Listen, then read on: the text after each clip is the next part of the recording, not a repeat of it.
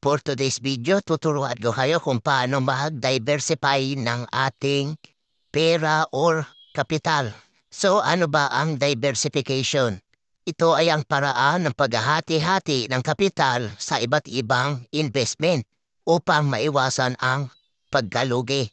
Kasabihan about diversification. Don't put all your eggs in one basket.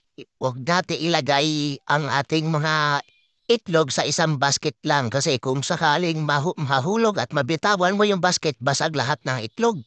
Bigyan ko kayo ng halimbawa about diversification.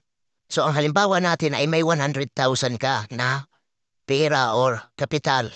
So hatiin natin siya 5. Ibig sabihin, 100,000 divide 5 is equal to 20,000. So saan ba natin siya ilalagay? Una, sa small business or sari-sari store. Pangalawa, FB2 Pag-ibig. Pangatlo, sa ACDI.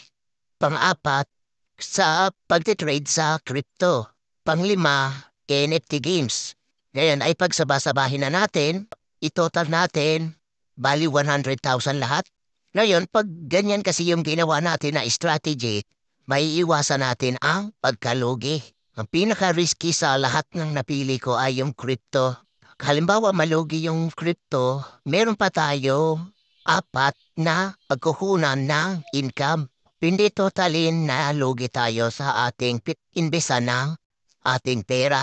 So may chance pa tayo na ma-recover kung ano yung magiging losses natin. Salamat sa inyong panonood. Sana may natutunan kayo sa ating video. Gusto nyo pang matuto about financial management, may playlist ako na ginawa para masundan nyo. So paki-like, share, and subscribe na lang ang ating YouTube channel. Thank you.